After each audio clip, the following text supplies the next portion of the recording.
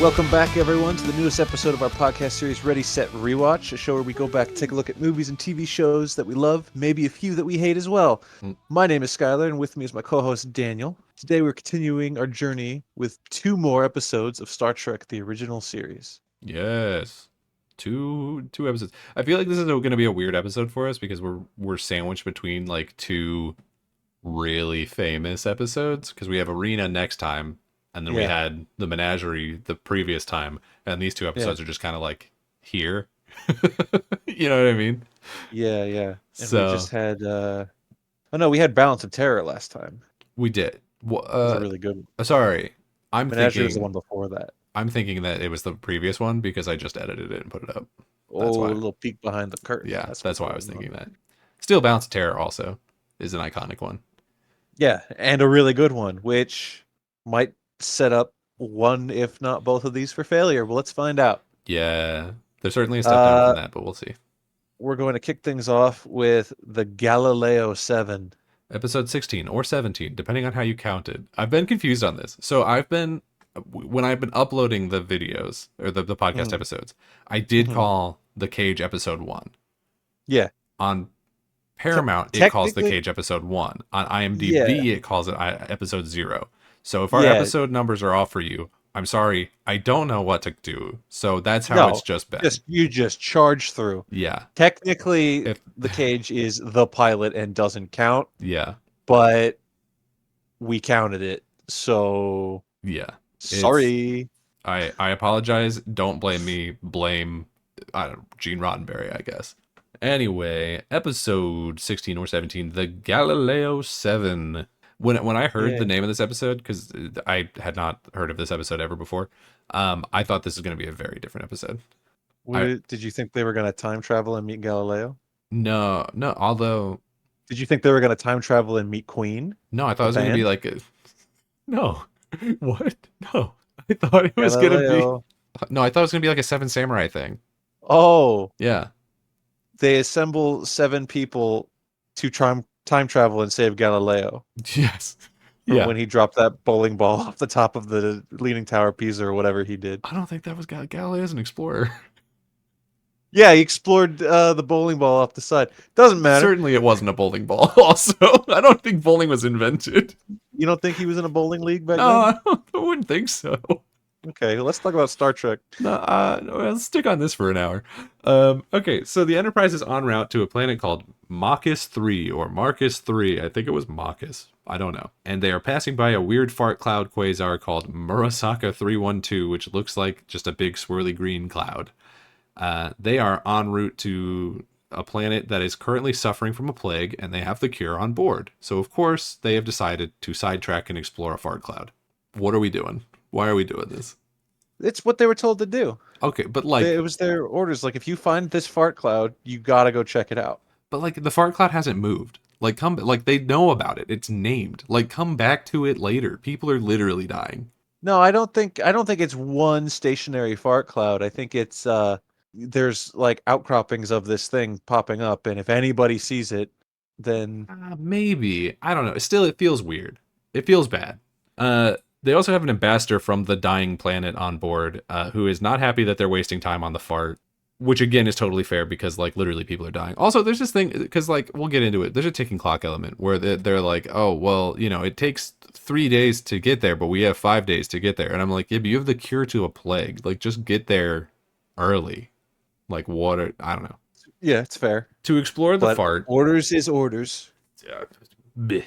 Spock and 6 others are on the Galileo Galilei shuttlecraft, and they take off towards the fart. The 6 others are Read 'em and Reap. They are Bones.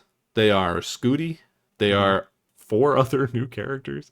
Yeah. They are Boma. A yellow shirt guy, another yellow shirt guy, a blue shirt guy, and a girl in red. Boma is in a blue shirt. He's a black guy. Then there's Girl, who is Yeoman Mears. There is Latimer, who's just a blonde white guy. And then there's Gaetano, who I think is supposed to be Hispanic, but it's unclear. Anyway. That's our 7. That's our 7. That's the Magnificent 7. They try to stop when they start like encountering radiation. Like the lady's like, oh, the radiation's increasing. Yeah. But then they can't because they're getting drawn into something, which is I guess like the gravitational pull of the planet that they then crash land on. I assume something like that. I But want to say, yeah, oh, pardon me. no, you're I good. want to say that the new updated visual effects for this episode that are on streaming, Right. I think it's the first time that they've felt distracting. Like they overstepped their bounds Really, here.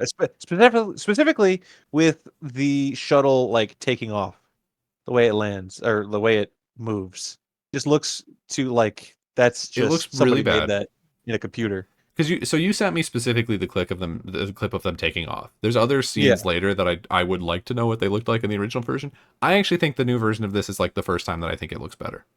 Better. You think? Yeah, Because I'm pretty sure the specifically the shuttle taking off from looks the bad. little hangar Yeah, bay. yeah, but I think it looks bad in Uh, both. in the original, it very clearly looks like, a little shuttle on a green screen, but it's a little like prop set that they made at the very least. Yeah, And yeah, to be fair, the digital recreation is like a one-to-one recreation. Like they're so far in everything we've compared, they're very good at that. They don't try to add stuff. They don't add, Jawas in the background or a right. little Those robot screaming flying in front of the robot guys. screen, Yeah, stupid stuff like that. right. It's a one-to-one recreation, and they just try to make it look, I don't know, better, I guess. But here, I don't think it does. Where I will agree with you, and something I unfortunately did not bother to send to you, and I apologize, How dare you? is basically every time we see the green fart cloudness, I think that's more or less added in here. I think all the Really? other time Okay, they're just flying in black space. that would make So sense, I they're like, guess. let's put something here. And that one I'm more inclined to agree with. The only reason I think that specifically the taking off looks better in the new one is maybe not necessarily like it looks better, but I think that it feels better because the original version that you sent me, it hangs on the ship just like going out that door for like Yeah, 45 seconds of just a yeah, static shot of the ship just like slowly sure, dragging forward. sure. Whereas in the updated version, it does that for a little bit and then we cut to it outside. And I think Mhm, that's a better cinematic look than just like, sure. and someone's toy is slowly rolling out this door. Yeah. I don't know. But somebody's toy really was slowly rolling out the door. That's exciting. I'm happy. I like it. I love the models. I prefer models and things. This is like the Yeah, one example where I'm like, I kind of like yeah. the new one better. I mean, I guess it's unfair of me when I said it was distracting. It is only in the sense that I was like, that's new, clearly. Yeah, But yeah, like for it sure. doesn't hurt the episode at all. It's just No, no, something no, I no, feel should be pointed out. no. No, it's the other stuff that hurts this episode. Well, you know what They, else? You know what else happens? yeah, There's some point where they're on the shuttle, I think before they crash, where they're listing stuff off. I don't remember why or what it was, but they're listing off elements, and either Scotty or Bones says Krypton. Krypton mentioned. right. Yeah, they're It's talking out there. about like what the atmosphere is made of, and they're like, it's got argon and krypton and some other stuff, but it within reasonable bounds or something, because it's a class M planet, which means it's a like Earth like quote unquote, so they can breathe it.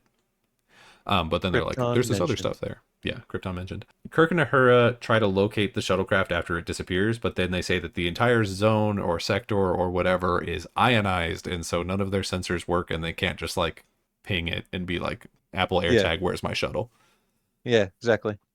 But Kirk is like, finding it would be, finding a needle in a haystack would be child's play in comparison. Mm-hmm. Good Kirkisms Thank here. you. Enterprise. On the Enterprise, we cut back to them, and there's just all of a sudden a ton of ladies on the bridge. This is something I noted. Every extra on this scene is a lady, and like I respect it, but I'm also like, where the fuck have they been for the rest of the time? While Spock is away, it's Kirk's time to play. Apparently, Ferris, the ambassador from the dying planet, is doing a lot of trash talking, and again, I think Man, justified. so, justified, yes, but he's just a snotty Oh, bitch. he's being a real dick about it, but also it's Can't. like, imagine being in his perspective, right? It's like, my people are dying of a plague, and you Yeah. launched a bunch of losers and Spock at this fart cloud, and And you're telling me it's gonna waste 3 days or something.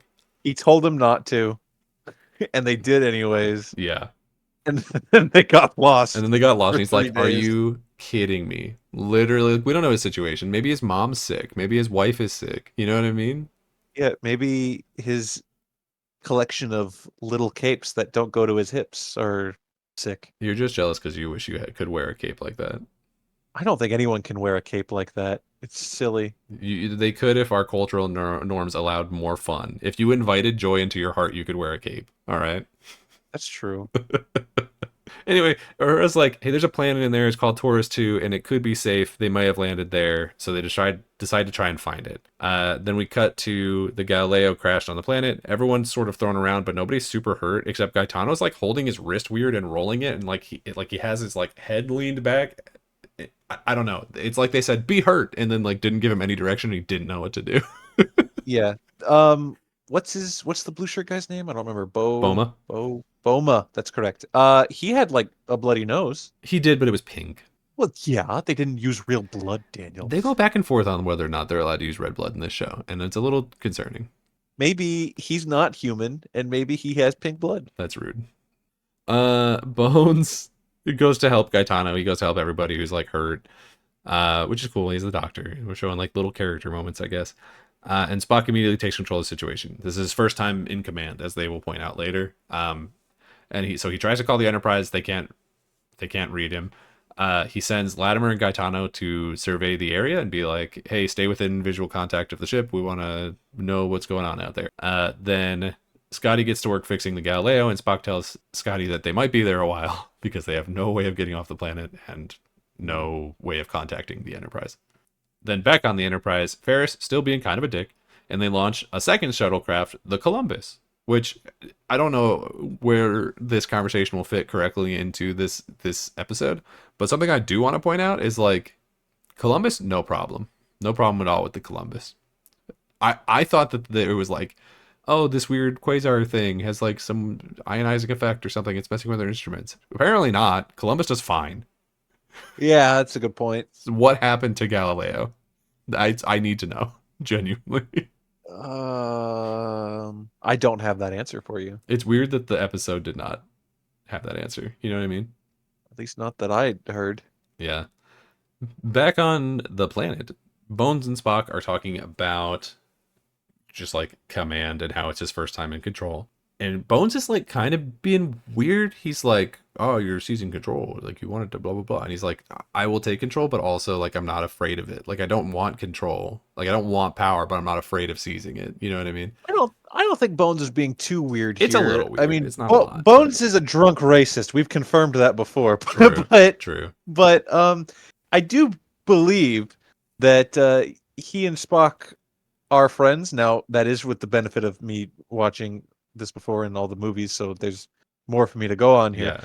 I'm not reading it as friendship. I'm reading it as like, but they do have a friendship at least eventually, and so I think he's just trying to make conversation with them, and he's just like, hey, you know, if you ever want to like be a captain or something, this is a good step to show your command, whatever. And yeah. Spock being Spock is like, I don't care about anything because I don't care. I'm literally Spock. Scotty says that they don't have a lot of fuel left and that they might not be able to break atmosphere with what they have unless they drop 500 pounds off the ship. And Spock's like, that's the weight of three dudes. Easy. We just leave three people behind. We just got to leave three people behind. Everyone's like, Spock, what the hell? What are you talking about? I'm just saying. That's what the answer is to the puzzle. Are any of you fat, Scotty? Scotty's like, not yet. Nope, I'm working on it. He does get fat. Boma gets really defensive, which is fair. And they just kind of argue about it. It's basically just like, Spock, can you just like stop being an asshole for like a second? Then we you know what's interesting, and this is getting ahead, kind of. Sure. Spoiler, but not spoiler. Really, things happen, and they take other steps. Basically, they whittle it down to, for one reason or another, now we would only need to leave one person behind. No, they wouldn't need to leave anybody behind by the end of it, because they also get rid of some scrap by the end. But there was a time where they're like, oh, sure, we would only need to leave one person behind. Although the math is wrong there, but that's neither here nor there. And then everyone is still like, well, who would you do? Who would you leave behind? He's like, I'll make that decision at the time. And we never get to that point where he has to make the decision. But that's the perfect opportunity for him to say, well, I'm leaving me behind. I'm in command. Yeah. which is And probably Spock would absolutely do it. it's probably what he would have done, truthfully. Yeah, but we So, never get to see that or hear it. yeah, so it just makes him look Even like an as a asshole, plan. like the whole Yeah. episode. So that's weird. Anyway, Latimer and Gaetano are walking around in the smoke of a not great set for a little while, and they hear a weird scraping noise. And they go to investigate it, and then he is speared by a comically large caveman spear. Oh my god, it is the biggest spear. It's like the post that would hold up a second floor deck. Oh my god. It's massive. It is so big that the man in a gorilla suit that throws it can't even throw it straight. It just immediately drops. Oh my god. The way that these things get thrown around the whole episode is honestly pretty funny. Like right at the finish line, I think one almost doinks off of Spock's head, like right in the face. Spock and Boma rush to the sound of a man getting stabbed and screaming. And Gaetano tells him that it was a giant ape, and then he tells Boma that at least it was fast, and that the rest of them are gonna like suffer on the planet or something. I don't know. I wrote this in my notes. I don't fully remember this bit. He did.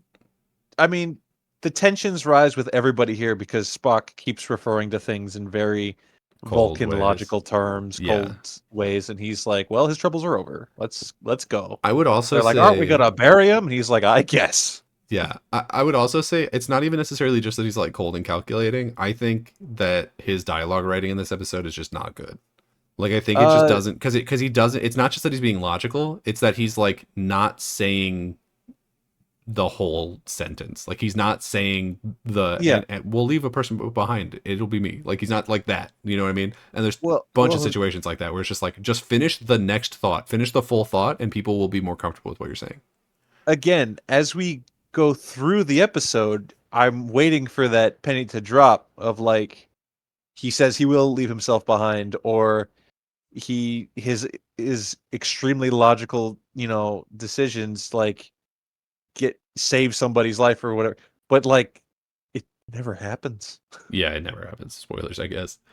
But hey, you know what? Somebody died, and it wasn't a red shirt. Yeah, yeah. Although at this point, I am. Well, no, we'll talk about it in the next episode. I think it's more relevant there. They carry the body of Latimer back to the Galileo. Oh, I wrote this in my notes, if I may. Yes. I guess it's the Galileo 6 now. Thank you. Thank you. Yes. They carry his ass back to the Galileo, and then on the Enterprise, they're still looking they're still looking. Ferris is still being a dick. We get this exact scene, I think, about 4 times. But the Columbus is scanning the planet. They're just circling the planet and scanning it is basically all the Columbus is doing. Again, not running into any problems. And Ferris says, "You have 24 hours, and I'm taking control of the ship," which I guess he can do. Back Just on to remind us that the clock is in fact ticking. We're ticking the clock here. People are dying. But like more people than the now 6 idiots down on this planet. Scotty, back on the planet, Scotty's playing with his Legos. Oh, can I tell you? I knew you were going to say Legos. I wrote in my notes, Daniel was Legos. Spock and Scotty are busy rebuilding the shuttle with their Tinker toys. Yeah. For context, audience, it's like brightly like primary colored blocks that are, I guess, the different pipes or whatever that like let the energy flow through the ship. I don't know, dude. Yeah, it's different they look like pieces children's toys. They do. They're colored exactly like kids learning their colors toys. Yeah. Bones and Yeoman Mears, who every time we cut to her has very soft lighting for some reason, have found 150 pounds of weight to remove, which appears to be just one big block and then like another extra thing. They're like, this is 50 pounds and we've been able to get rid of another 100. And so then, so here's where the math doesn't add up. He says we've gotten rid of 150 pounds basically. And then Spock says now we'll only have to leave one person behind. But we're not accounting at this point for the weight of Latimer. So if he weighed 150, because if we had to lose 300 pounds, which by the way, he says is the weight of 3 people, that's crazy. That's like the weight of 2 people. Most of those guys are probably like 150 pounds at least. Right. Or no, we had to lose 500 pounds. So why are they talking about 300 here? I don't know. Never mind. I guess. Okay, so did maybe Latimer weigh 200? We got the dead guy. Hold on. Now I have to reconsider this. So, because he says we have to lose after he says we got rid of 150 pounds, we have to lose another 150 pounds. So that would be 300. So Latimer weighed 200, and he was being accounted for, but they just don't acknowledge it in this scene. Well, he doesn't look like he weighs 200 though. The blonde dead guy. That's Latimer. Latimer, yeah. Yeah, he's dead, buried outside. So We're not taking him.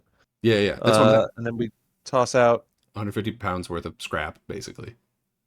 So I think, And then we have well, I 150 mean, left. So the only way that math works assuming out that is the if next Latimer's 200 full-grown pounds. man is only like 150, 160. Yeah, the math isn't perfect, but it gives them a better chance. Which I know that exact numbers is what you need with rocket science, but eh. Yeah, I don't know. Boma says that it's time to give Latimer a service, and Spock's like, "Bro, we're busy. Like, we're gonna die out here. Like, Yeah, we need to I do got my things." Tinker toys. And Boma gets like real pissy about it, which is, I guess, fair. I don't know how well he knew Latimer. Clearly, we didn't know him. This is his first episode and last, obviously. But I get the like desire to give your fallen comrade a service. Now's not the time, frankly. No, yeah, we're in survival mode. Do you think there's like a thing there with because so many times we've seen certain people like Enterprise crewmen or whatever, are they like coddled by how perfect, quote unquote, the future is supposed to be right now? They're like, we're supposed to hold a service. It's like, we are going to die. You Maybe, chill out. but at a certain point, I almost wonder if it's just like Starfleet is just not good. You know what I mean? Like, so many of the people that we've met on Well, this crew are just like objectively not great at their jobs. I mean, there's a grading curve, right? Because maybe the things we're dealing with are just really, really tough. That's true too. Yeah, I guess. Yeah, I don't know. But then you've got people like Bailey, who was just like throwing a fit, and it's just like, yeah, you're right, but this isn't the way to do it. Or you've Yeah. got like, what's her name, Helen Noel, who's like starts siding with this evil scientist guy. You know what I mean? Like, there's Yeah. just a lot going on. Like, some of these crew members did not do well on their testing. Space is weird, man. I We don't know also what to maybe say. need to consider the fact that maybe the Enterprise is like the G team. They're like the JV team. You know what I mean? Well, We have no reason to believe they're I the see best where you're crew. coming from, but I think okay, no, here's what it is, right? Yeah. You got Jim Kirk, James T. Kirk as your captain. We've got the best science officer in Starfleet, Spock. One of the best doctors Right. in But Leonard McCoy. he's not human. You So got the is he you being got the best. belittled? Well, hang on. Are you saying he's a DEI hire? That's what I'm saying. I'm saying the opposite. I think that he made it in because he's really good, but they're holding him back. And so they're putting him Stick, in a bad crew. stick with me here. Okay. Sulu's a great helmsman. We got Uhura Eh, doing her communication stuff. sure. Kind of rude. Scotty is a phenomenal engineer. We can't dispute that But whatsoever. he gives up a What lot. I'm saying is the draft budget was spent. Everyone else is just bottom of the barrel. But okay, but hear me out also, right? Because we've also found out that like that the Pike time was real. That they served to him, Spock and Pike served together for 11 years. This is a hand-me-down ship. It's a hand-me-down ship. That's true. It's a rogue captain. It's a bad crew. There's a couple of good people, but they're like potentially being held down, or like maybe they did some bad stuff in their past. Bones an alcoholic. So is it possible that they were like, this is a super dangerous mission. Let's put the losers on it. Is this it Starfleet's possible? Suicide Squad? Is it possible coming from this point? I can see how you'd say that. I would say it's possible. I'm just saying. But I'm just saying. like by the time we get to the movies, like with a few exceptions, Kirk is holding Starfleet together with duct tape. Like he's the guy. But So hey, maybe after 3 seasons, maybe they'll have earned it. But like right now, they're losers. You know what I mean? they can act like losers sometimes. That's for I'm just sure. saying. Anyway, back to the plot. Bones gets really mad, and when he gets mad, he gets southern. I've noticed. Yeah. And he's like, "If we're gonna die out here, let's die as men, not machines." And it's like, all right, well, I don't. He's already dead. It's Like, what do you very mean? dramatic. Yeah, Scott, and then Scotty, Keep our humanity. Let's bury the guy. and then Scotty, the guy who you just said's really good at his job, breaks a pipe and leaks all the fuel on the ground. That he makes fuel out of guns. I don't know what you want. Look, man. They may have. Who knows what the other science officers could have figured out, or the other engineers, I guess, could have figured out. He is consistently put in the worst conditions to do his job, and yet he still does it. A gun exploded in engineering. It was 9,000 degrees down there. I mean, he's had a rough go. He has to deal with Riley on a regular basis, apparently. No, that guy's probably dead. I don't think we see him again. Anyway, so now they have no fuel. And Spock says, well, we have to consider fuel alternatives. And Scotty says that we don't have any. What do you mean? There is no other fuel. Bones rushes in and he's like, something's happening outside. And then they all rush outside, including the yeoman, who I don't think at this point is armed. So I don't know why she ran out. And that scraping noise from earlier, from when Latimer died, is happening again. And then Bones goes, what do your elf ears hear? He does say that. And almost Spock's word like, for word. and Spock goes, ah, bah, bah, bah, bah, bah, bah, bah. He does that. Yeah. He does that cat thing. You know how cats like sniff with their nose, but also with their mouth, so that they can they can like smell extra good. They go, yeah. and that's how they smell extra good. He does that. So he's also listening with his eyes, I think, because he goes really wide eyed. And he's like, it sounds like something scraping on leather. And I was like, wood scraping against leather. And brother, I said, that is not what that sounds like. What do you mean? Because I assumed it was them like sharpening their giant tent pole spears. You know, that's what I would have assumed. Yeah, something. But we never, I guess, find out what it is. Well, Spock is to be believed. It's wood scraping against leather. But like, why? You know what I mean? I don't know. We'll never know. Fair. Boma jumps to the conclusion that they must be tribal, and so it's some kind of rite. And then he's like, we should kill him. They were very quick to murder this indigenous species. They were very fast to do that. We should kill these big apes. I don't know. I think it's the only way to stop them from killing us is to kill them first. And Spock's like, what if we just spook them? What if we just scare the ape guys? The big cave peoples. And also Spock kind of gets out of pocket a little bit. He's like, I'm always appalled by a human's lack of respect for life. But like, you weren't going to bury that guy. Yeah, it's exactly right. It's like, you were just saying that, like, well, that guy's dead, fuck him. Like, I don't know. It's also weird because maybe they're doing it on purpose and I'm just not catching the like metaphor or reference or whatever they're making here. But also in this scene, Bosa and Gaetano are going like, it's the only practical thing to do is to kill them. And so like they're saying now, like, this is the logical thing. And then Spock is the one being like, well, have a heart. And it's like, do we swap? Do we swap scripts? Do we swap scripts? That is how it's phrased, but it is more in keeping with basically the quote unquote prime directive, which I don't think we've ever heard in this show yet. It literally cannot exist based on how most of these episodes so far has gone. The prime directive cannot possibly be a thing. It's what he's saying at its core is like, we are the advanced species, and it is not our place to come down here and just start killing them. Right, Teddy Roosevelt, who's evolved. Yeah, he's saying it as whatever. So, I mean, it's the problem with this episode is they keep yelling points at each other that contradict each other, and no one's right. No one's right, and also they keep changing what their opinions are. You would think Spock would be right, but then we have a moment like what's about to happen where they try to startle away the big ape men by discharging their phasers. And then he's like, that probably worked. I'm sure we're going to go back to the ship.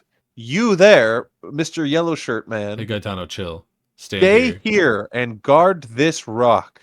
Yeah. And then they just walk away. And spoilers, that guy gets fucking killed. Yeah, he dies. Why did Spock do that? I mean, we can just skip the next scene because you've basically summarized it pretty well. It's exactly that. Is they go out there, they get like one big spear thrown at them in the most like crazy, lazy way possible. Then they shoot their guns like intentionally to miss. Like they're not shooting them, but like on stun or something. They're shooting like, I guess, rocks or something to like make it explode. It's happening off screen, so we don't know what they're doing really. They're just like, shooting in a manner that encloses, assuming what they're seeing, but like just frightens them away. Yeah, and then they leave Gaetano there, which is like, why are we doing this?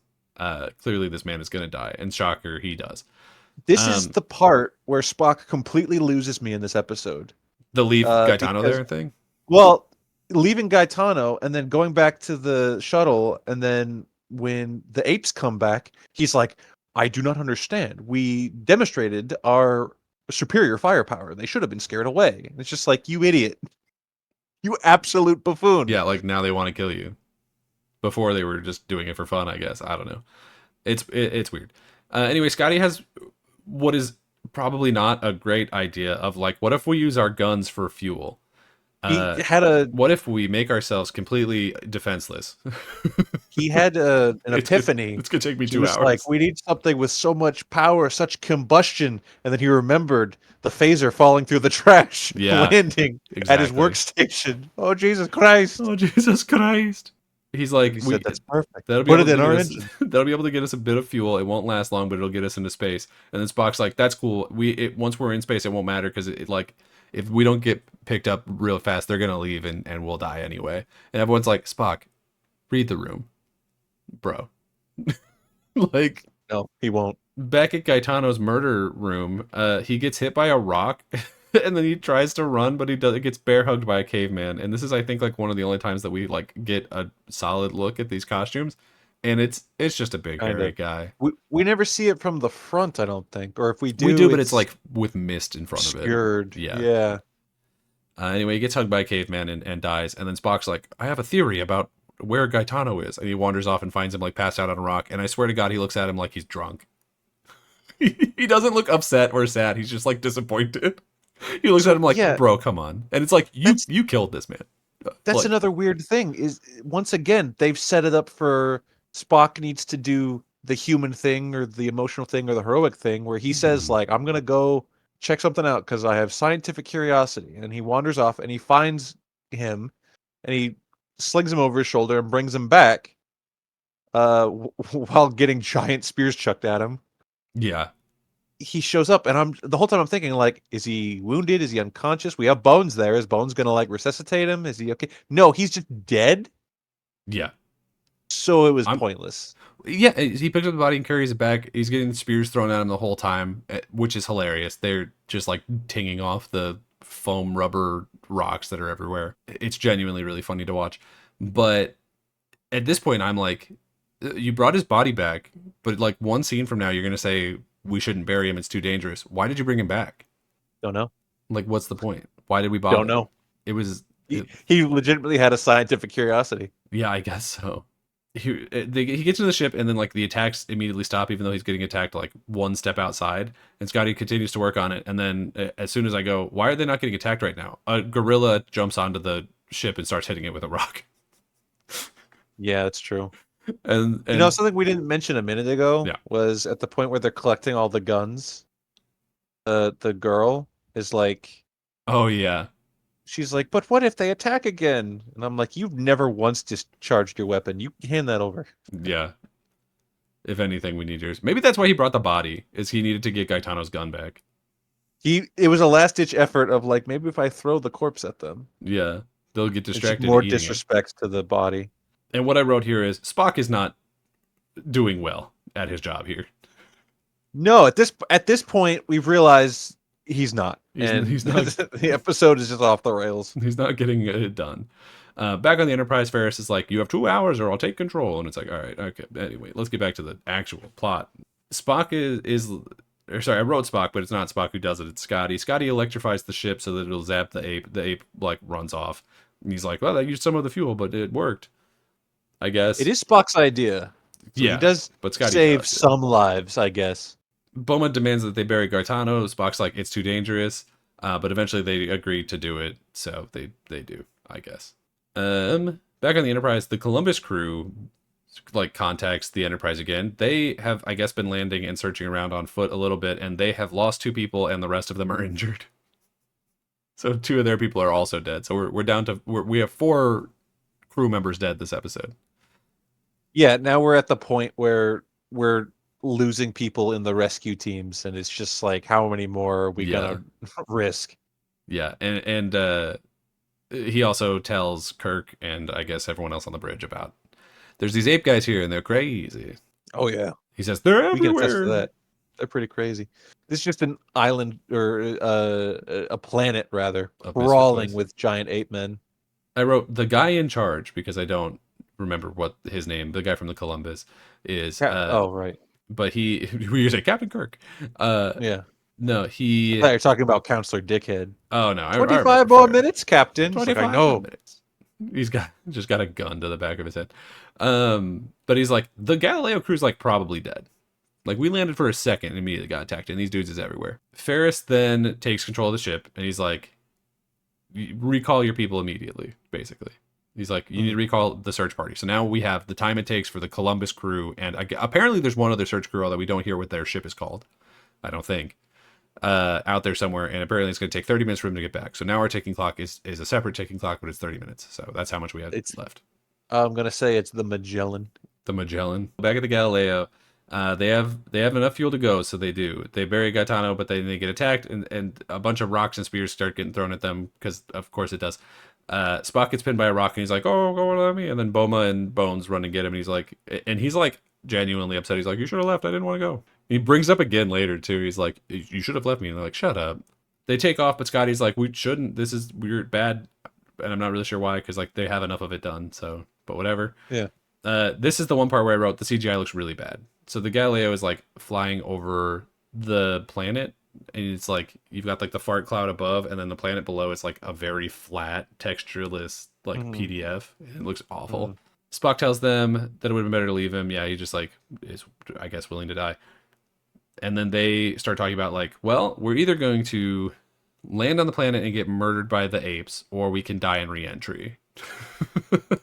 Those are our choices. And so they start talking about like which way to die is better.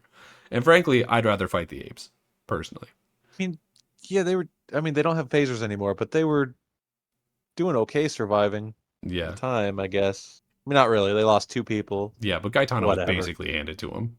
That's true. I don't know why Spock did that. I wrote Spock kind of gives up, and then he ungives up and he blows up the fuel.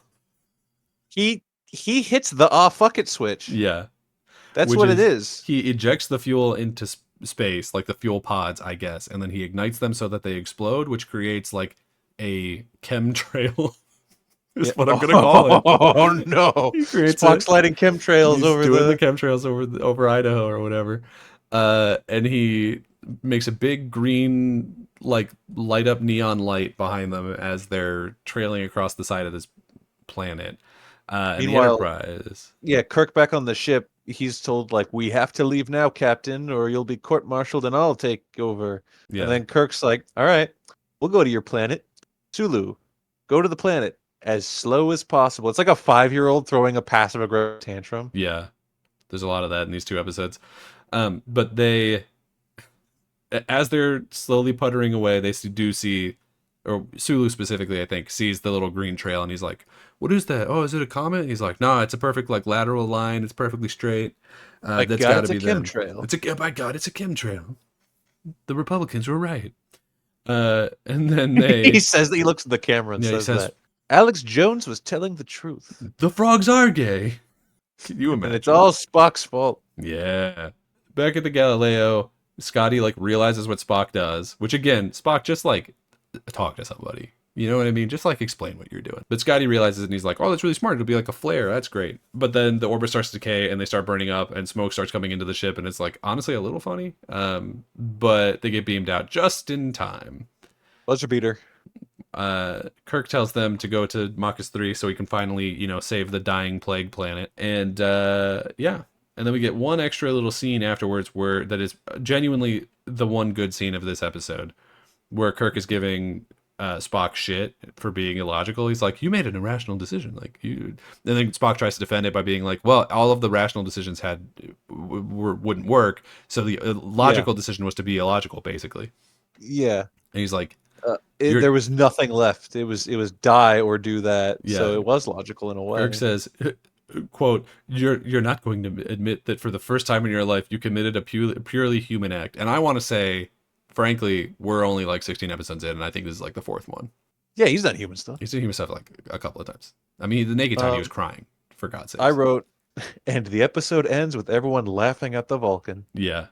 Nosferatu. Yeah, so I guess at the very end, what we're led to believe is that the lesson is logic isn't always the answer. Sometimes the illogical thing is the answer. Even though, as Spock mentioned, the illogical choice was the last logical choice to make. And, like, on paper, some of his logical choices were not wrong. In fact, it was all the illogical stuff he did for some reason. Like, leave that guy there. Yeah. That was bad.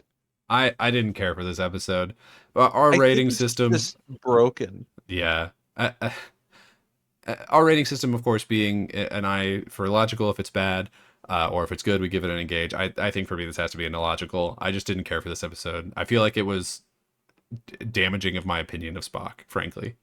No, Um, don't have it be Spock is still my have favorite it be character, but have it be damaging of your opinion of the writers, not Spock. it Spock didn't. it is the writers who did it, but it was bad writing for Spock, I guess. That's what I'm getting Yeah, at. it was just a mess as far as what they were trying to do. I'm gonna give this one a logical as well. Yeah. Yeah. Um, not unworth watching. I It's guess, watching those big monkey guys throw the giant spears it and their is massive funny. It is shields. so funny. The And, spears. and you know what? For what it's worth, even though he's practically barely in the episode, I Yeah. think Kirk's good in this. Kirk is good in this. He I think he's better in the next episode. But he is good in this. And I think Bones is like pretty okay in this. He only has like a couple lines, but I think he's pretty good in this too. And the other crew members who we see, I think Boma in this, who I kept wanting to call Bosa in all my notes, by the way. Oh, Boma no. in this. Which one? There's a Bosa on the Chargers and a Bosa on the 49ers. Oh, I wasn't even calling it either We of only those. we only like one of them. Well, I can't like the Chargers one. Actually, I can't like either of them. All right. It's a You lose-lose. you I can hate the you can 49ers like you genuinely. can like the Make America Great Again one. That's okay. Is If you he choose to do that. is 49ers Bosa a first name I don't know? Is that Nick Bosa? Is there a Nick Yeah. Bosa? I don't. It doesn't matter. Anyway, yeah, I didn't care for this episode. Is basically that's where I'm getting at. But I do think that I would have liked to have seen Boma again in later episodes. I don't believe he probably shows up again. I think it's weird how many times they introduce a new crew member and then just like, okay, go back to obscurity. I know you're on the ship somewhere, but we'll never see you again. I think this is starting to get like genuinely weird how often it's happening. They die. They just You know die. what? Maybe. There was that There's thing. episodes we're not seeing and they die in between. I guess, but like it's that thing. It's the Smallville thing of like we know what the population is and like 4 people die every episode. Where it's like we know there's 400 crew member on this ship, and I think we have seen like 20 die on episode 17. We pick up new people. We get refreshments. We must be. It's the really maybe that's why they're all so bad. They're because we have to replace them every Because time. they're not trained. Well, they keep dying. They're dying like flies out here. They're like Hufflepuffs. It's a real Starship Troopers situation. I do have a handful of trivia for this one. Yes. So apparently, after this episode was filmed, no new shots of the shuttlecraft miniature were taken. Every time you see the shuttlecraft model from here on out, which doesn't really apply to us because of the new CGI stuff. Sure. But in the original, I guess, it was all stock footage used from this episode, sometimes matted on the different backgrounds. Did we lose the shuttle? Probably. They probably just threw it in the bin. I do think it's really funny that like we're what like 5 episodes later from the Sulu's dying on a planet and we can't go get him episode. Yeah. And it's like this whole episode is about the car broke down. Yeah. Yeah, I imagine that little model of a shuttle was immediately taken off set and used as some television producer's like cigarette ashtray. Mm-hmm. Yeah, I could see that, unfortunately. It's noted here that Spock's rationale for wanting to leave a crew member behind to save others is the first instance of which he uses the Vulcan axiom regarding to the needs of the many outweighing the needs of the few. All right. When they show the model of the Galileo again later, do they change the name written on the side of it? Because the Galileo explodes. You would assume so. You could just make a new Galileo. I mean, I guess. Repaint it. We're going to call it the same thing, though? Spoilers. A ship exploding and then us building a new version and naming it the same thing. That happens once or twice in this series. I guess I shouldn't be surprised by that. Anyway, would you like to move on to the next episode? I got one more trivia. God.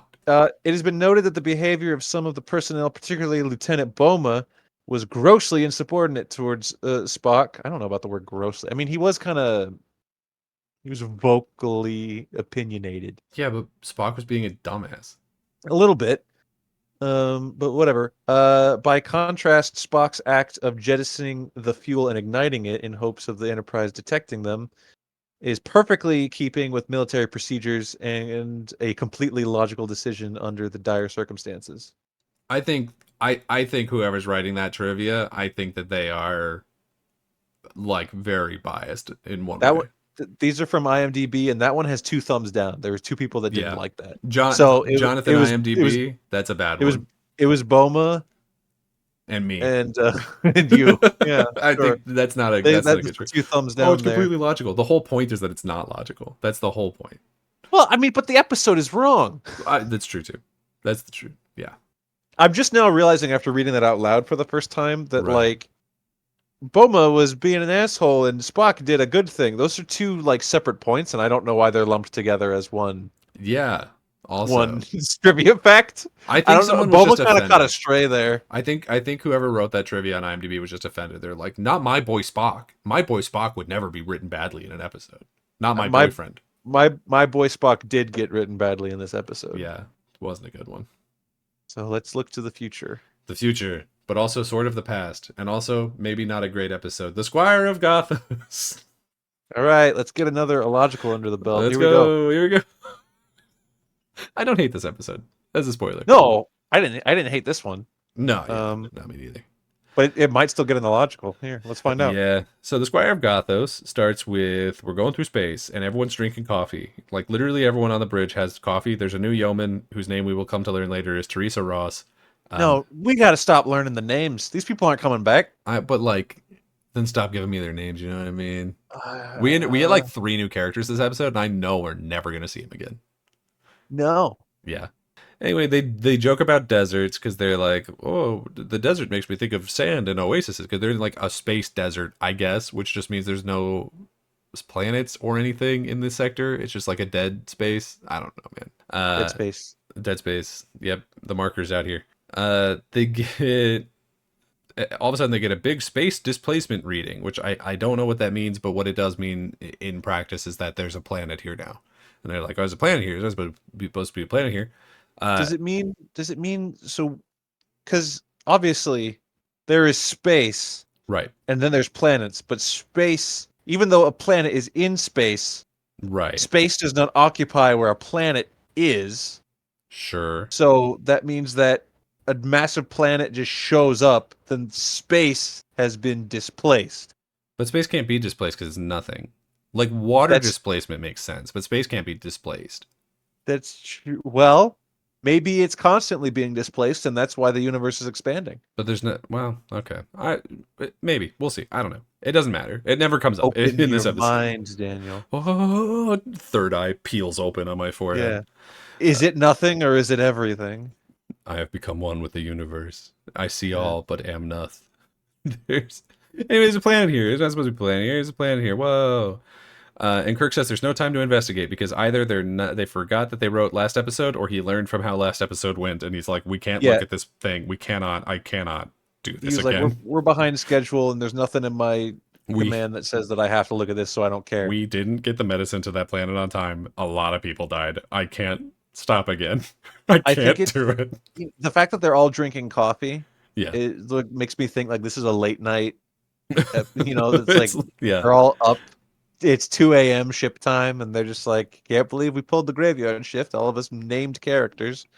Yeah, all of us named characters and Teresa Ross. They see something, and they're like, no, that planet's not supposed to be there. Ignore it. Onward to Taco Bell. Onward to Taco Bell. They're the only place open. And then Sulu vanishes, and then Kirk vanishes, and then Spock, like, I guess is in command again, and he goes, no!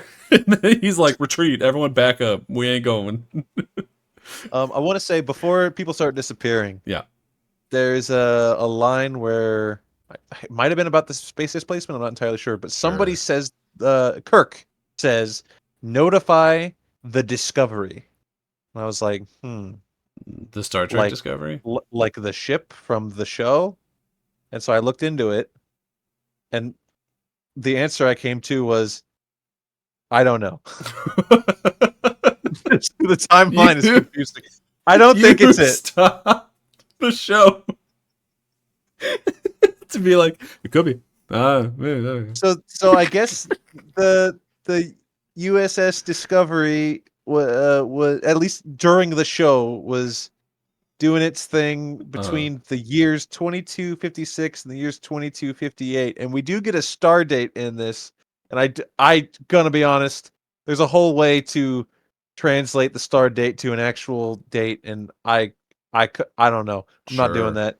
So as far as I can tell, this episode takes place long enough after the Discovery was out of commission, so maybe it's a new ship with the same name. As we mentioned before, it does happen. Which show is the Discovery one? Soniqua Martin Green. Oh, the one that is it like really actiony and people don't like it. Yeah, people don't like it. It's Hmm.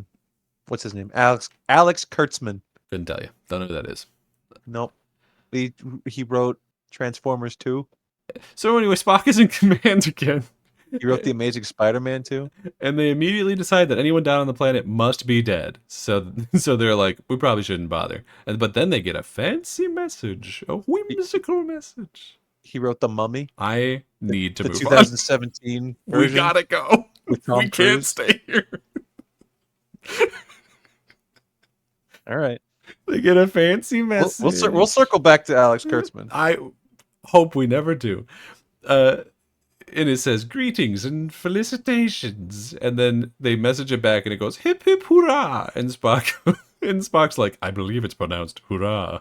It's like Yeah. There's life. We beam down. Bones and two losers beam down. And the loser. This better not be another godlike alien being. I swear to Christ. This better not be Q, but we haven't figured out who Q is yet. Oh, don't get into my trivia. Okay. Bones and two losers beam down to the planet. We will come to learn later that the two losers are fifth navigator on this show, DeSalle. And don't worry. Eventually, we get a permanent navigator. We're close. All the other ones must have gotten lost because I don't even dead. know. They're anytime someone doesn't come back, they are dead. All right. I'm willing to believe that for some of them. Bailey is dead. He got eaten by that child. And an old man who is Dr. Carl Yeager, who is a meteorologist. So I guess that makes sense why we would need one, because like we're going to planets with different weather patterns, I guess. But like it is like we've never taken a meteorologist before, and I don't think we ever take one again. Hi, I'm Carl, and I'm a cosmetologist. He's doing the makeup on Spock's ears. Yeah, there you go. They beam down with these like really crap looking oxygen masks, and I'm really disappointed by them, but fortunately they don't wear them for long because they beam down to the planet in the one section of the planet, I guess accidentally, or maybe they get intercepted, I don't know, it's unclear, to the one like block of the planet that has oxygen on it. So they're fine, they take the masks off and they're all right. Because yeah, somebody before they beam down is like, the planet's terrible, there's no air there or whatever, like if you landed there you would die like super fast. Let's think about this for a second. Yeah, because they do beam down. Do you think that was? I mean, we're gonna meet him in a minute, but do you think that was in the guy's control where they beamed down? I don't. That couldn't be because they beam away from him later, and he can't stop it. I think it's just a mess up on the writing because they don't. Later, they discover like, oh, there's part of this planet that has oxygen on it. Like they make a discovery of that later. So they beamed him down to a specific place, and it just happened to be where he was. Yeah, I guess. Because I don't even think that they hadn't even scanned for life yet. They couldn't yet, for whatever reason. So I don't know, man. Well, when they beam down, there's a bunch of trees. Yeah, there's a bunch of trees. I was like, oh, trees. That's cool. That's different from all the rock walls than normal. Nope. And then there's a castle, and I'm like, oh, what set did we steal this from? And then Bones immediately gives the old man shit because he's like, there is oxygen here, you idiot. You stupid, you dumbass. Why'd I bring you? You dumb old man. I'm a doctor. I know how to breathe. He doesn't respect meteorology. Then the hot guy, DeSalle, tries to signal the Enterprise with his egg, but he can't, so he wanders off and finds a castle. And I wrote, he found a castle left over from a different show. That's what I was saying. They enter it, and it's got a Napoleonic interior. There's a bunch of like busts and shit. Oh my god! And a beautiful cameo from an old friend. Yeah, from the salt vampire costume is sitting in a little nook, and as well I did the Leo DiCaprio point. There she is. There's that idiot. I found her. Spock hit her. Sulu and Kirk are frozen in space. They're like standing there and they're like slightly green. Frozen is an interesting word because Kirk fucking blinks. He blinks so hard. That's what I wrote. Is they're frozen, but Kirk can't stop blinking. He's wobbling. Sulu's also like, I wobbling a don't little know. bit, but Like, I don't. The wobbling might be like what they were standing on, that little trap set stair balcony thing. yeah. Yeah, But Kirk blinks and they didn't. They were like, no, we're not doing another take. it's We don't fine. care. Maybe he refused to do another set. He's like, I can't keep my eyes open. I'm drying out. Bones takes like a little scan of him real fast, and he's like, there's no life coming from him. And then a fancy lad shows up, and he starts playing a whimsical piano. He waves his hand, and he wakes up Kirk and Sulu. Here's our godlike alien being. He introduces himself as General Trelane, and he's a big Earth fan. He's an Earthaboo, and he is like, I've been watching you for a long time through my little telescope. And Kirk is like, okay, well, you must have been looking at Earth from like 900 years ago or something, because none of this is relevant anymore. You're dressed like Napoleon. And he's like, I love Napoleon. He was a cool dude He and was didn't do cool. anything wrong. I loved when when Napoleon Bonaparte got blown apart. Ooh, pretty good. That was the lyrics of okay. You can land it. Go ahead. No, it's not a joke. It's my life, which may arguably be a joke. I grew up in St. Louis, Missouri, and in our elementary school, we all every year forever, since my sisters were at that same school, we all had to perform a musical that was about the Lewis and Clark expedition. And because the territory that they were exploring was from the Louisiana Purchase, which was purchased by Napoleon, Napoleon was in the play. And one of the lyrics in that song is, I forget exactly how it is, but they do rhyme Napoleon Bonaparte with blown apart. There you have it. I was in the choir. I didn't play a character. But Maddie Plum had to be the dog, whose name was Seaman. Shout out Maddie Plum. Shout out Seaman. Shout out Seaman. My boy. Anyway, has this been entertaining information for you? I don't know. That's not for me to decide. That's the likes and dislikes will judge that. Hey, if you also had to do a shit play in elementary school, let me know. I was in 3 Billy Goats Gruff. Is it? My name's The Troll Under the Bridge, you know. Bonaparte. I don't remember. It was all bad. It was all bad. Don't worry about it. All right. Anyway, Trulane's a big Earth fan, blah blah blah. He's like, oh, I made this place look like your place so that you would feel at home, I guess. Which is crazy because he does nothing else for the rest of the episode to make them feel at home. No. In fact, he almost immediately switches to antagonizing everybody. Yeah, he calls a guy a Nazi. He calls a woman a slave. Yes. Anyway, he says that he's a general, but he's retired, so now he's a squire, which is not how that works. Whatever. It's not how that works at all. That's the equivalent of, you called him an Earthaboo. It's like weeaboos. Yeah. Weebs doing they think they learned Japanese from the anime and they're just saying random crap. Yeah, because the way that the Japanese that people speak in anime just is not the way that people speak Japanese in Japan. No. I would have loved to have seen this guy go full weeb in this. Like, he specifically got into Eastern Asian culture. Yeah. And like, instead of a mansion, they're just like on a train and he's holding a katana. Oh no, I thought you were gonna say they're in like a little rice paper, like the rice paper walls, and it's got the little tatami mats. No, I went more cringe anime than that. Let's see. Trelane wants to know all about the murders on Earth because he loves murder. He does love murder. He's talking about. He's like, he said the Nazis were cool. That's what this guy said. He is like, we'll get to that. You wait your turn, sir. I can't. Once you hear somebody say that, it sticks with you. So basically, he's like investigating predators, I guess. And I was like, you're looking at the right planet. And he says that humans are one of the only predators that attack themselves. And I was like, all right, like that's probably true. Like that's an interesting line. Although I don't actually know if it is true. Like, because I don't have that information. Do lions ever eat other lions? I don't know. I'm not a biologist or a zoologist. I don't know these things. War. I don't know. War never changes. War never changes. Big iron. Anyway, he hears the hot guy's name is DeSalle, and he starts speaking French because like whatever. And he's like, I'm a big fan of. He says, "La vie Napoleon." And he's like, a big fan of Napoleon, I guess. And then Kirk introduces himself, and he introduces the rest of the crew, and this is where we get everyone's name. And he says, Bones, this is medical officer. Sulu, the helmsman. Carl Yeager, the meteorologist. Blah, blah, blah, blah, blah. Yeah, and he says Jaeger, and he starts goose stepping. This is where it happens, so I'm done talking about it. But Yeah. He does, he does start speaking, like, really bad German immediately. And it's like, it's rough. It's rough. He seems to just, like, really love dictators, which is, relatable. yeah, to be fair, he does say like "Viva Napoleon." He does not say in words Yeah.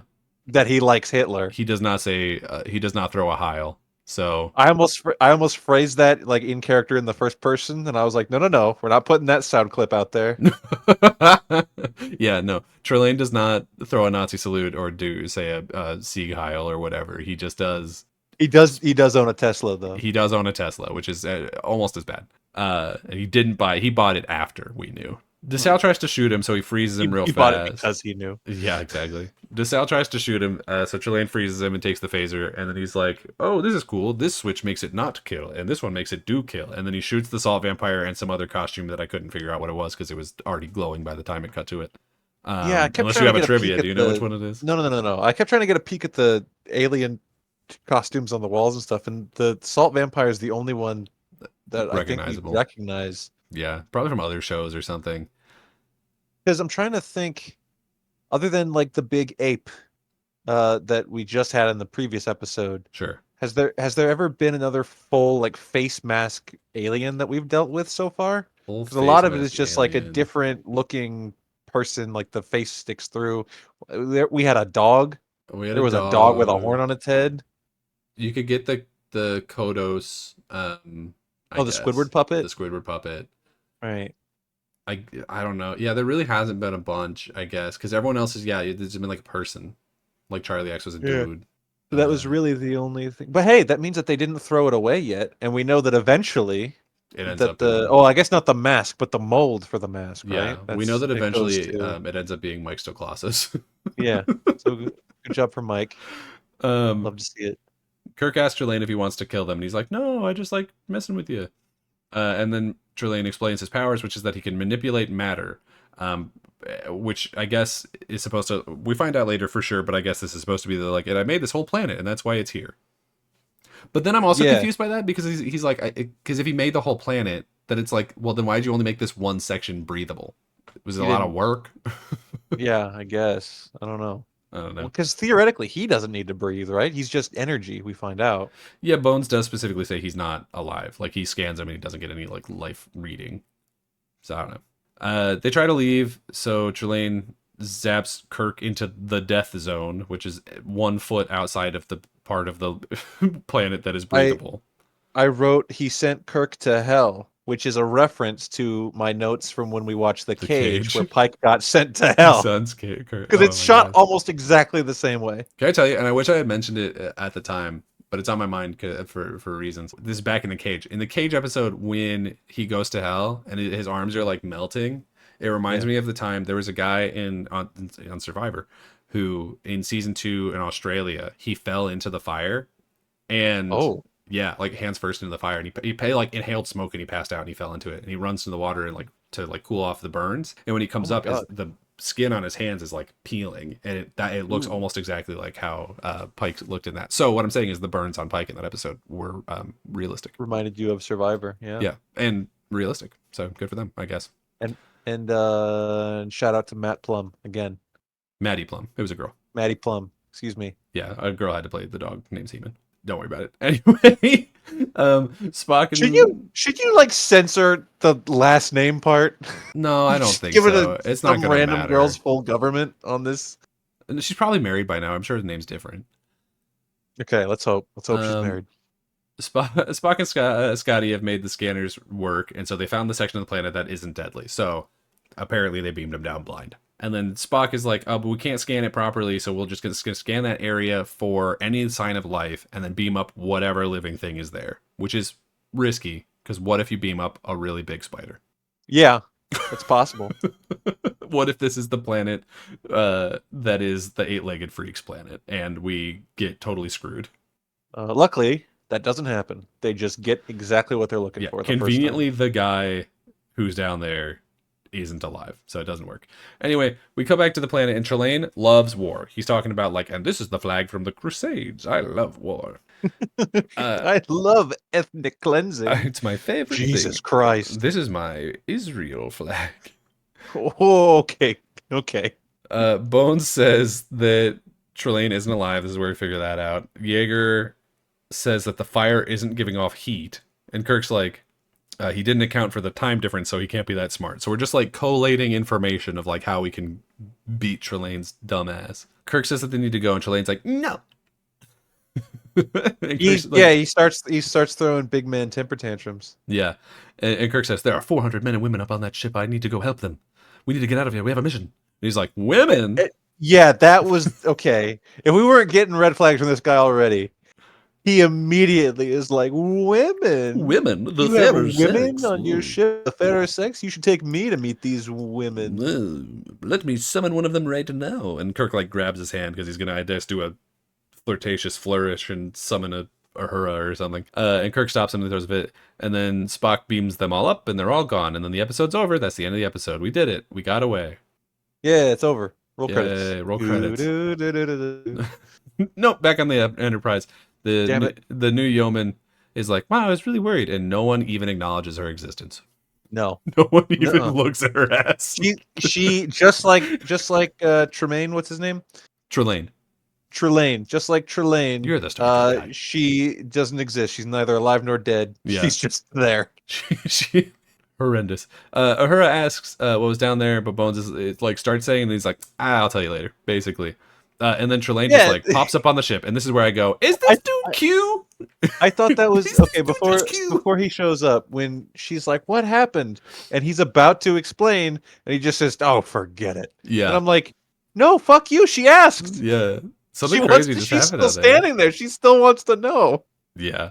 Trelane teleports up, and he immediately is racist to Spock, which is great. Just love that. Love that. That's everyone's like first. Well, he's like, he caught on to the vibe.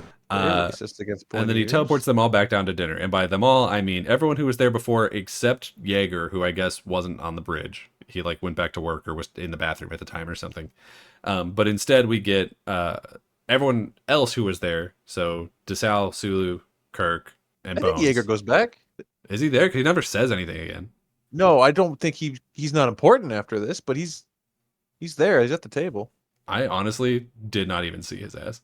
Well, just like the yeoman whose name I refuse to know, he's now no longer anything, alive nor dead. He's just energy. I guess so. But it's all of those people, I guess, and then also Uhura, Spock, and Yeoman Teresa Ross, your favorite character who you know and love. Sure. She's a very pretty lady. Can I say that? Yeah, she's pretty pretty. DeSalle tries to attack, but he gets frozen again. And at this point I went, do we have security officers? Who on this ship is security? They're all dead. Like, do we have those? They're It's a all dead. military ship. Do we have soldiers? They're all dead.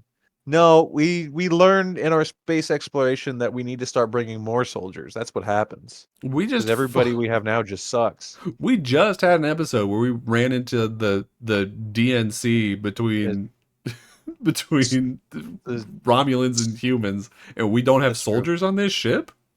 I mean, I guess like they're all soldiers, but like they're science officers. They're not like they're all seamen. Shout out Maddie Plum. DeSalle tries to attack, blah, blah, blah. They all sit down for dinner. Kirk introduces the women for some reason. And Mr. Trelane makes him. I mean, he's like, aren't you gonna plays introduce me to these beautiful creatures? He's like drooling. He's like, Kirk's this is Uhura. And he goes, you're a Nubian princess. Clearly a conquest from one of your previous things. And I went, That's where I like spit out my drink. I was like, excuse me? Raids of Conquest. And Kirk just goes, surely.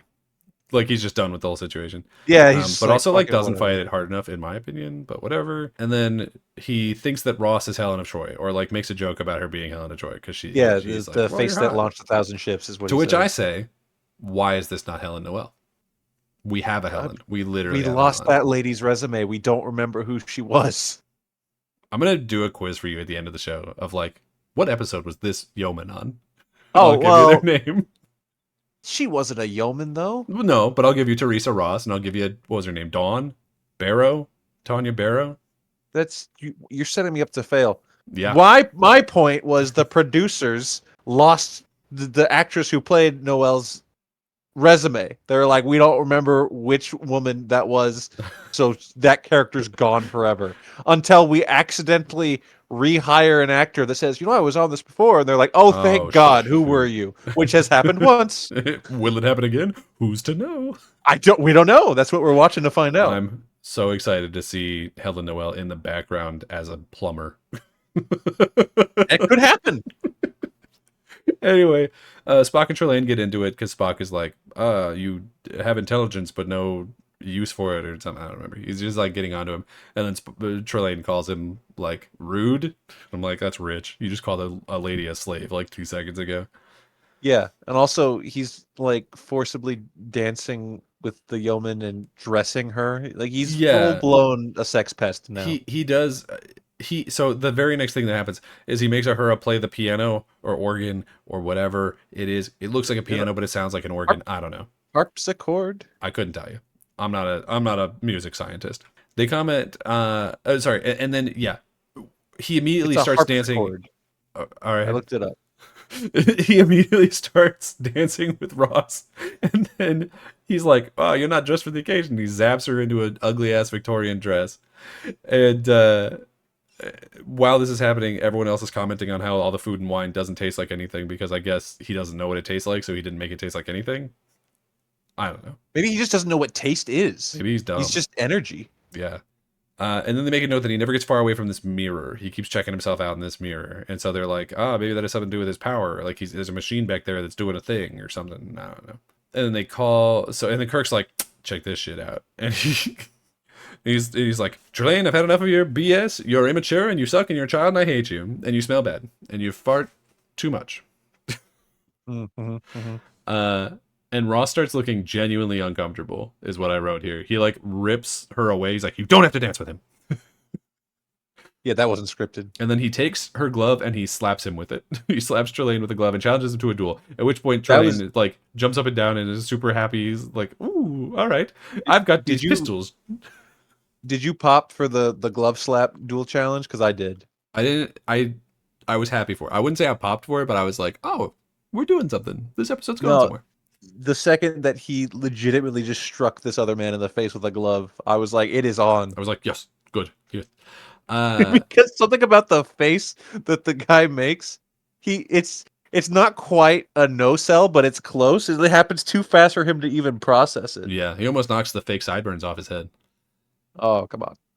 So Those Trelane grabs these. We don't know. Trelane grabs these pistols and he's like, they're just like the ones that killed your Alexander Hamilton. And I said, I'm not throwing away my shot. And then Trelane is like, but I get to shoot first. And Kirk's like, that's not how duels work. That's not what a duel is. It's not. That's not how it works. But then he's like, all right, whatever. I don't care. And then Trelane just shoots the roof. Why did you want to do a duel if you weren't going to do a duel? And then he like puts his arms out wide, like, shoot me. But like he wouldn't have let him shoot him, and even if it did, it wouldn't matter. I don't know. I don't understand. I guess it was another attempt for him to demonstrate that he's the one in control. He doesn't just want to kill Kirk. He's it's his play thing basically. So he's like, go ahead, shoot me and see that I can't die, idiot. I'm Trelane. I'm made of invincible. Luckily, right behind him is the one thing in the world Kirk wants to shoot the most. Yeah. So Kirk which shoots makes the cartoon mirror. noises upon exploding. Oh my god, it's so funny. Kirk shoots the mirror and it starts making all the candles and the fireplace flicker on and off and makes little cartoon whoop, whoop, whoop, whoop, whoop noises. Mm-hmm. It sounds like a Dr. Seuss machine rolling down the street. I initially wrote down Hanna-Barbera noises, but it was might be more like Rankin Bass. So now with Trelane defeated, they beam back up to the Enterprise and they leave. End credits. We're at the end of the episode. We got away. All right. Roll credits for real this time. We did it for real this time. Nope, sorry, not done. Still like 20 minutes on this page. So they try to run as fast as possible. And Ross is still wearing the dress, and she's like, "Can I change?" And then I don't think we see her again. Okay, so here's what confused me about that. Yeah. So they thought breaking the machine would be the victory. Yeah. But And it kind of is. Like, it lets him get away. It, like, clearly weakens him to some extent because it lets him get away, I guess. it turned off the fire and the lights, but it didn't turn off the oxygen. Also, they left, and her dress, which in theory shouldn't be real, is still on her. Well, no, it is real. Like, his power is matter manipulation. Like, he's making real things. Oh, okay. So the matter manipulated was already the dress. Okay, I'll tell that you, makes sense. while we're talking about matter, it don't matter. Oh, okay. But but yeah, Okay. I think because he's manipulating matter and like making real things, I think it checks out. I don't know. Maybe some guy left a mean comment on IMDb about it. He said Yeah, Spock actually has a bigger wiener than anybody else on the ship. She asks if she can change, and then she stands there blankly waiting for Kirk to remember his line. And then she Kirk like does. waits a second while she stands there. It's like a couple beats too long, and then he She's goes, got a "Turn in your big glass old, slipper." The ball's big old over. smiley face, and yeah, I don't know. It's Kirk super with all awkward. these women. Yeah, this woman in particular, not a good actress. Well, it's okay. We'll never see We'll her never see again her because again. she went to go change that dress and died in an elevator shaft accident. So they're running away as fast as possible, driving away, whatever you want to call it, with the Enterprise, and they're waiting to like beam a message back to command until they're out of range because they don't want the Squire of Gothos to intercept it.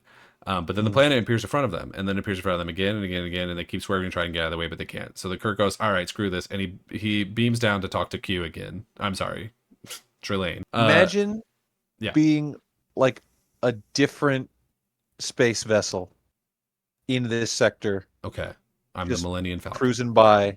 They could be Klingons. He I would don't know. love the Anyone. Klingons. He Doesn't loves matter. war. Yeah, he would have loved the Klingons. That's true. But no, just imagine you're just any spacefaring vessel, and you're just like, Captain, we're getting some strange movement, and they look out the window, and a fucking planet Yeah.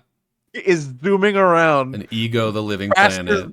faster than a ship trying to go warp 9 or whatever It's the hell. Yeah, it's unclear to me if it's moving or if it's teleporting. You know what I mean? Not that that's a huge difference, At but a certain point, they start turning, and it's turning to stay in front of them. So I think it's just moving that fast. it's crazy. Whatever it is, it's crazy. Talk about space displacement. So he teleports down to the planet and he's like, "Hey, yo, what's up? Can you stop being the worst?" And this time, Trelane is dressed as an English judge, complete with big, stupid powdered wig. And he's like, "You're on trial and I'm going to hang you." And Kirk's like, "All right, well, I'm guilty of these crimes, but you have no authority here. Like, what are you talking about? You're literally holding us all captive. You're the bad guy." And Shatner gets to act up, which I'm sure he loved. He starts getting to like yell a bunch, and he's genuinely like pretty good in this episode, actually. Like, unironically, he's a lot of fun to watch in this one. And he asks Trelane if he can let the ship go, and he refuses, and he starts acting like a child, which is intentional. Trelane gets all giddy and he mad, and he like levitates the noose over, and he's like, "All right, put your head in it." I guess. He's all dangly, yeah. And then Kirk plays him into doing a most dangerous game. Mm-hmm. He's like, "What if you hunt me on your small planet?" And then it continues. He's like, "Okay, let my ship go while you're hunting me," which like is kind of another pointless thing to throw out because he doesn't let him do it anyway, but he says he does, but then it never really comes up. So I don't know. He like gets teleported out back on to like in front of the castle, and he starts trying to like talk to the Enterprise, and it doesn't work. And then like a second later, Trelane just poofs in next to him, and it's like he's not. Yeah. You didn't let him hide. You didn't even count. You don't No, he doesn't understand care. this. He gets to swashbuckle a sword around. So he starts swinging He's a sword happy. around and looks really. He's just not doing a great job. Kirk kicks his ass, and Trelane cheats his way out of getting slashed by teleporting away or whatever. And then he's like, you win this round. And he makes the sword appear back in his hand. He's like, all right, round 2. And he just starts chasing him again. And they dance around a tree trying to stab each other for a minute. And then this goes on for, I don't know, like 5-6 minutes. And then eventually Trelane traps Kirk like at the front door of the castle by poofing in 2 big like prison cell grates around him, and then whatever we had on the lot at the time. Yeah, it was left over from an episode of Oz. And Kirk yells at him and slaps him, and then he breaks his sword. He breaks his little toy sword. He breaks his sword over his knee and then slaps him like a bitch. Yeah, and I'm just like, I don't understand if I'm supposed to be intimidated by this kid or not. Like, I don't get it. And then his parents show up. Yeah, so no. The answer is no. We're Yeah. not. And so then his parents show up and start accosting him. They are much like Charlie X, big green floating head shapes. Except in this case, you can't see the heads really, but they are head shapes. And he's like, "Mom, not in front of my pet." And then he's just like, basically, Drops his like, accent, by the way. yeah, His fun little accent he's had this whole time is just gone now. he's not whimsical. You can't be whimsical in front of your parents. That's a known fact. And his dad says something here that I want to address, which is his dad says, "We wouldn't have let you intercept them if we knew." Sorry, he says to Kirk, he says, "We wouldn't have let him intercept you if we knew about your vulnerabilities." And I'm like, the fuck? What? You wouldn't have let him intercept us if you knew he could kill us? What did you think we were?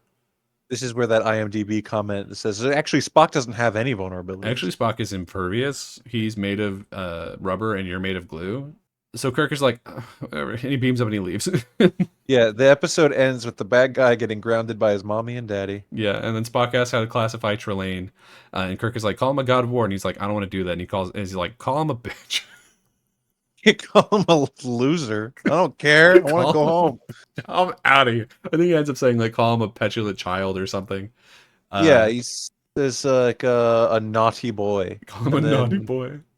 And then he has some point where he's talking to Spock and he's like, "Come on, Spock, when you were a little boy, didn't you do any get up to mischievous pranks? Yeah. Weren't you naughty?" And then Spock is like, "Dude, I'm literally a a Vulcan. I grew up And in the then- least pranky world. And then Kirk is like, "Come on, you didn't dip little Susie's pigtails in an inkwell or steal apples from old Farmer Harrington's tree."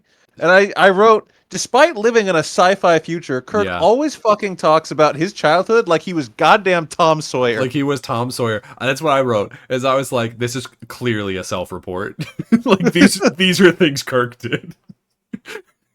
And then, That's insane. And I just want to put dipped someone's curls in an inkwell? Hey, we have inkwells in the future. Did they even have? Okay, I don't even know. Yeah, I don't even know. I had inkwells born? in the 60s. When was Shatner born? When did they invent the pen? Or the pencil, for God's sakes? That can't have been a new invention. William Shatner was born in 1931. Sure. So he would have been 10 around World War II. Right? That's crazy. That's genuinely crazy. Right before we entered World War II. So let's see. Kirk was like 12 or 13 then when Normandy was happening. Like he was alive when able to have rational thought when the Normandy beach landing happened. And he just went to space. Think about that. That's crazy. Inkwells gradually fell out of use as the early part of the 20th century. Well, I know people still use them today, but it's not like you're not taking it to school. You know what I mean? That's what I want to know. Well, early part of the 20th century I would consider it's when he was a child. So maybe he had like a not state of the art. Kirk's from Iowa, right? I think that's where Kirk's from. So maybe he had an underfunded rural school. He had inkwells. Possible. Fine. Sure. I mean, he didn't. Yeah. Because I don't know why I started equating it to Kirk, who still lives in the future. Lives in the far-ass future, yeah. Although we haven't seen Earth yet, so I don't. I mean, I guess technically we saw like a chunk of it in the cage for like 1 second, but not really. Every time they refer to Earth as it was back in the day, they're talking about modern day 60s. So as far as we're concerned, Earth as far as in the 1960s in this world was exactly the same. Right, until we get to next gen, in which case it's the 90s. So yeah, that's the episode. All right, cool. I'll throw some trivia your way. Of which are about, well, no, I guess most of which are about the actor that played Trelane, whose name is William Campbell. Tell me about his terrible sideburns. Wasn't in a lot of things that I personally recognize, but he was known for being in a lot of B and horror movies back in the day. Oh, so he's like your favorite guy. He would have been. Okay, so William Campbell's first wig in this episode is a French hairpiece. He demanded that he get an English barrister's wig for the scene where he's a judge. Okay. William Shatner complained that precious production time would be wasted searching for something he found to be a minor and unimportant detail. To which I say, Shatner, You do not get to complain about people's wigs. I know you don't need one now, Yeah. but you will. But also, like, there's no shot that we had to go far to find a Judge wig in Hollywood. Well, apparently a producer had to come, like, deliberate the situation and be like, listen, Shatner, yes, you're very important. Yes, you work here all the time. We're going to get him the wig. Just calm down. Yeah. They probably already had it out back. Every other prop is stolen from something else in this. They didn't have there wasn't a barrister wig sitting around, a judge wig. Fair point. Next one is William Campbell went to his audition. Apparently he was like interrupted mid-paragraph. And the producer was like, you can stop. You got the job. You're perfect. Just go. You're the worst. We love it. Which is interesting because it says here that the role of Trelane was originally written for an actor I quite like, Roddy McDowall. Do you recognize that name? Yeah, I don't know who it is though. So Roddy McDowall was in the Planet of the Apes movies in the 60s. He was the monkey. He was a ape, that is true. He was in the movie Fright Night and the sequel, and he voices the Mad Hatter in Batman the Animated Series. Oh. So, yeah, it was originally going to be him, but producers decided to go with this William Campbell guy anyways. It's probably cheaper. And then last but not least, in an interview for Star Trek Next Generation on the Season 7 DVD, John Delancey, who plays Q, said he believed Roddenberry, whether consciously or not, was channeling Trelane when creating Q. I mean, yeah, they're the same character, except this one's worse.